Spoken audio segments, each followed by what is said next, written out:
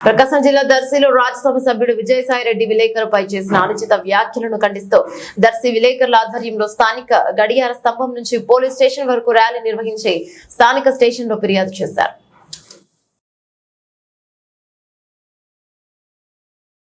ఈ సందర్భంగా వారు మాట్లాడుతూ ఒక రాజ్యసభ సభ్యుడు బాధ్యతాయుతమైన విలేకరులను ఇంతలా దిగజార్చి మాట్లాడడం నీచమైన సంస్కృతి అని వారిపై చర్యలు తీసుకోవాలని డిమాండ్ చేశారు. ఈ ర్యాలీలో నియోజకవర్గ విలేకరులందరూ పాల్గొన్నారు.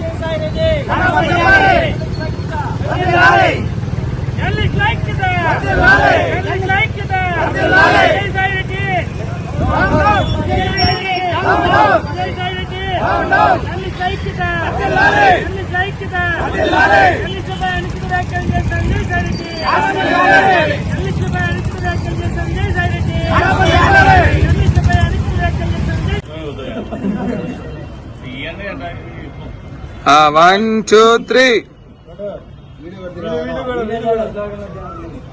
Lighting